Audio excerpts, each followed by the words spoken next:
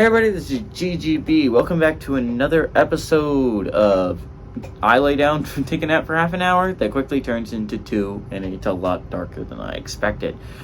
At 12 o'clock, though, we got Army, who's 2-1, traveling to Syracuse, who's also 3-0. Syracuse favored by 13.5 points on the ACC network, which is why we're talking about this game, is because of the Cuse. Bryson Daly, who's actually been slinging the rock for the Army Black Knights, thrown the ball 39 times. Compare that to their Air Force counterparts. Larriere, through 3 games, has thrown the ball 10 times. Army has really definitely gone to a more pass attack heavy offense. Is it still the most pass attack heavy in the entire world? No. We're talking about Army here. But 20-39 is kind of crazy. 447 yards, 4 touchdowns to 2 interceptions. He's also leading his team on the ground with 56 carries for 228 yards and 3 touchdowns. Isaiah Alston has had 8 catches for 250 yards and 2 touchdowns. Garrett Schrader for the Cuse has gone 51-82, thrown for 727 yards, 5 touchdowns to 2 interceptions. Also leads his team on the ground with 36 carries for 266 yards and 5 touchdowns. Donovan Brown's their leading receiver, 12 catches for 206 yards and a touchdown. Syracuse leads the series, but just barely, 11-10. Last 3 games have gone to the Cuse from 1989 to 1996. Both these teams had kind of statement wins last week, right? Army dropped an early one, rough road win to UL Monroe, like early on, right? I think their first game of the year, it was a rough loss, right? It was a game that you should have had if your Army led almost the entire thing, except for the very end. And it looked like you were going to win that game for the majority of that game. But ever since then, they've looked pretty damn good. I mean, sure, their next game was against a nobody. But last week they played UTSA. And I'm going to be honest, this was a Roadrunners team I expected them to run through. Sure, they lost to Houston.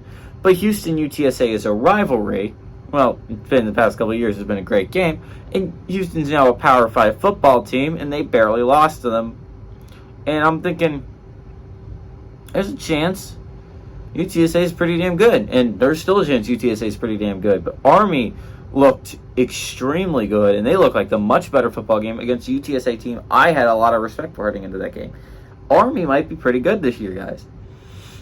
I like the new changes to their offensive scheme. They're still a run heavy. They're still going to pound you on the ground, but I like the idea of throwing the ball a little bit more than 10 times, and it's actually allowed, again, linebackers not to come up. I mean, the Air Force runs it extremely well. Air Force, I'm not going to say should change out of their insanely great model. It works for them. But the fact is, almost no one else is Air Force. Almost no one else is that's going to work for. Army has found a way for it to work for them.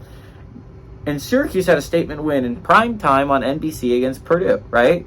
Because that was a Purdue team I expected to beat Syracuse last week. That was a Purdue team.